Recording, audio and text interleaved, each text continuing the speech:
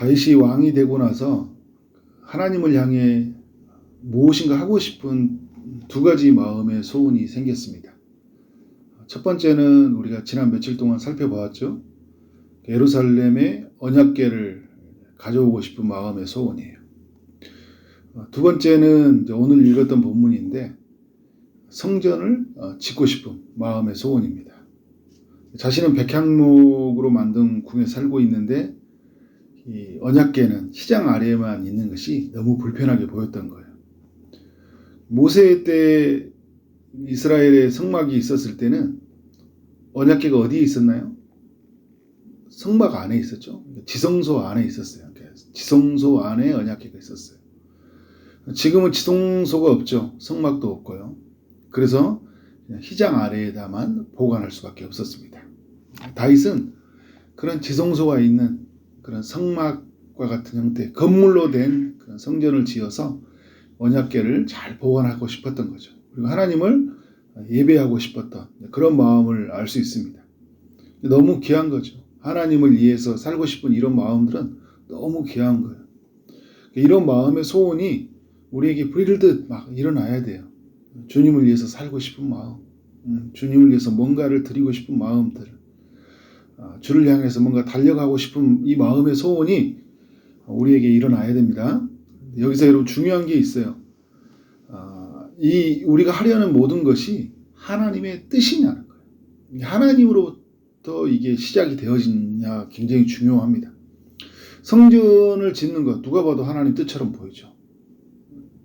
그런데 여러분 우리가 아무리 보기가 좋더라도 우리 모두가 다 함께 결의를 하더라도 하나님이 아니라고 할 수 있어요. 오늘 말씀에 보면 다윗이 성전을 지으려고 할 때 선지자 나단도 분별력이 있고 통찰력이 있는 사람, 기도하는 사람인데 말씀의 사람인데 어떻게 해요? 좋게 여겨요. 왜냐하면 누가 봐도 이거는 좋은 거니까. 성전을 지으는데 누가 나쁘다 하는 사람이 누가 있어요. 그런데 여러분 하나님이 어떻게 대답하십니까? 노라고 대답하는 거예요. 그래서 결의된 의견이 굉장히 무서울 수 있는 거예요. 민주주의 방식이 좋은 거죠. 성경의 근간에서 가져온 거니까. 그런데 때로는 여러분 우리가 신본주의, 신을 따라가는 사람들, 하나님을 따라가는 사람들에 있어서 가장 중요한 게 뭐냐면 우리 모두가 함께 다 결의를 하더라도 이게 하나님의 뜻이냐는 거예요. 가족끼리 남편과 아내, 또 다 자녀들, 또 교회 안에 성도들이 다 생각이 일치가 됐어요. 좋다. 괜찮아. 이거 좋은 일이야. 근데 이게 하나님 뜻인지를 우리 한번 물어보자. 기도해보자. 근데 기도하는데 마음이 불편해요. 상황이 안 열려요. 그럼 어떻게 될까요? 억지로라도 주셨으니까 해야 되는 거예요? 아니죠. 하나님 뜻으로 여기고 또 하나님 주신 그 음성에 우리가 아멘 해야 되겠죠. 다윗에게 하나님 나단을 통해 노우라고 했던 게 뭐냐면 하나님은 성전의 건물에만 계신 분이 아니라는 거예요. 성전에 지어서 하나님을 만나고 싶었는데 하나님 주신 음성은 뭐냐면 나는 거기 안에만 거하는 존재가 아니다. 그래서 5절에 보면 집에 계시는 분이 아니라는 것을 드러내고 있습니다. 예전에는 그 성막을 지었을 때는 어떻게 해요? 이동했잖아요. 이동하면서 하나님이 어떻게 해요? 어느 곳에도 기여하시는 하나님이셨어요.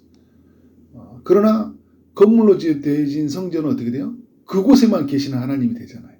어느 곳에 계시는 하나님이 아니라 그곳에만 계시는 하나님. 우리가 여러분 하나님을 만나게 될 때 그 어느 곳에 계시는 하나님을 만나야 되는데 그곳에만 계시는 하나님, 그 시간에 계시는 하나님을 만나니까 문제가 되잖아요.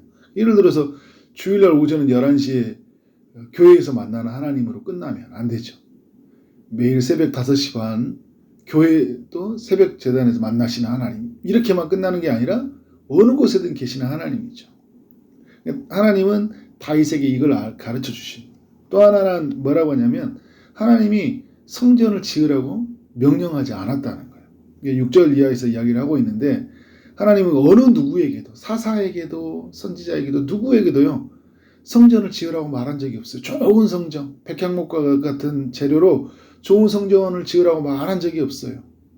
여러분 다윗이 알아야 될 것이 뭐냐면 아까도 말했던 것처럼 우리 모두가 함께 좋다고 여겨도 하나님이 좋게 여기지 않을 수 있다는 거예요.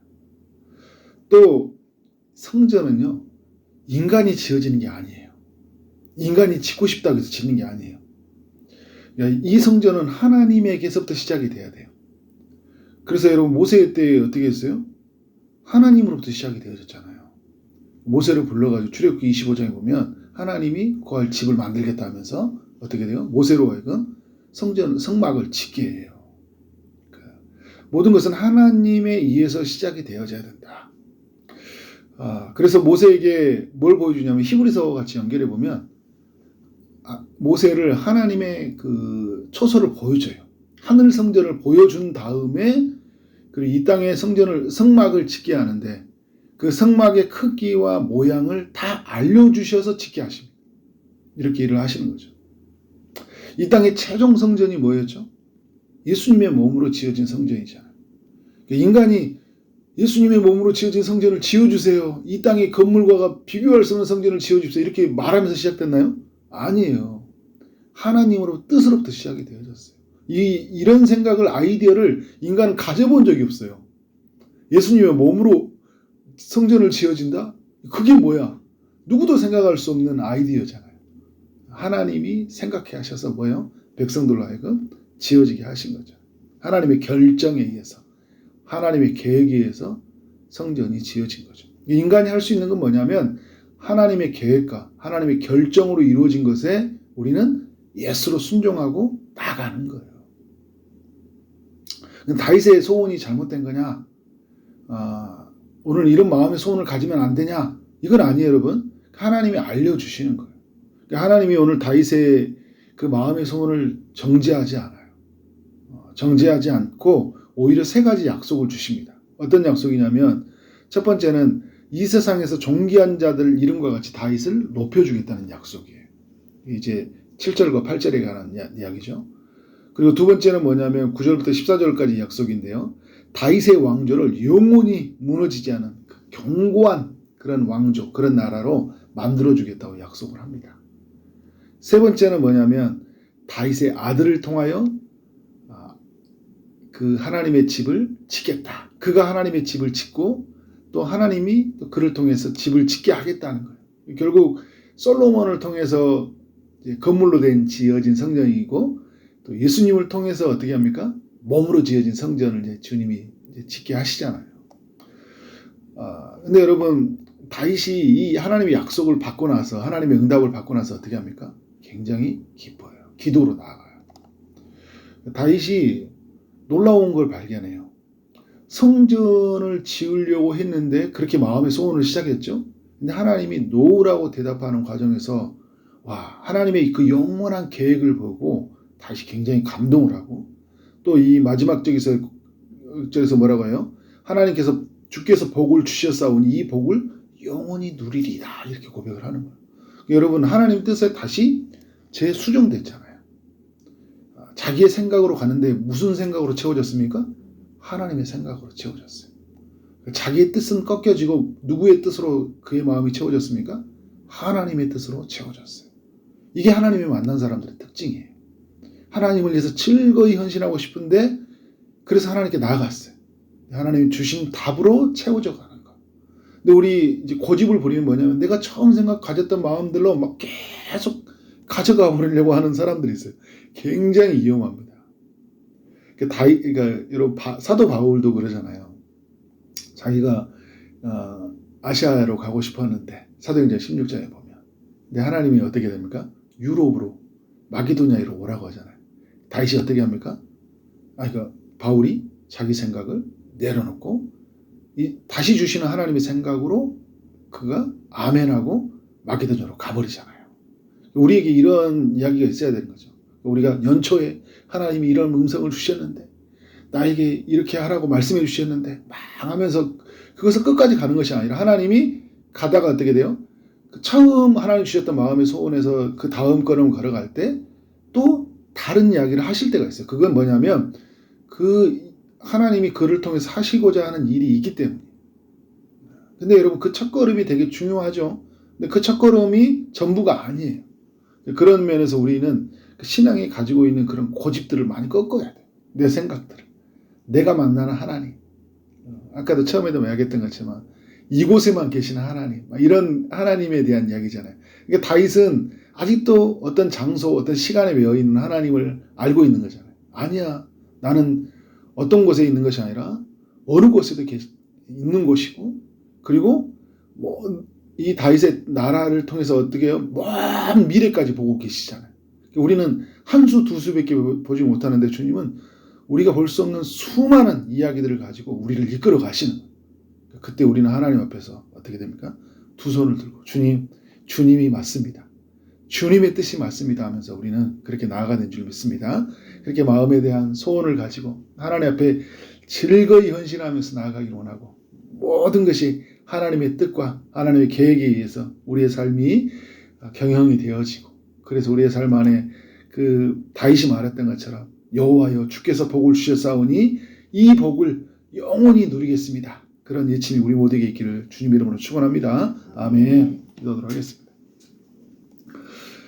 하나님 아버지, 오늘 또 우리 모두에게 역대상 17장을 통하여 교훈해 주셔서 감사합니다. 하나님을 향해 즐거이 일하고 싶은 그 마음의 소원을 가지고 나아갔는데, 하나님, 이것이 정말 하나님의 뜻에 의해서 결정이 되어지고, 그래서 하나님이 주신 마음의 소원을 따라 복을 누려가는 하나님, 이 다윗의 이야기가 우리 모두의 이야기가 될 수 있도록 인도하여 주옵소서. 하나님의 뜻에 의해서 온전히 채워져 가게 하시고 하나님의 생각으로 살아가는 우리의 삶이 되게 하여 주옵소서.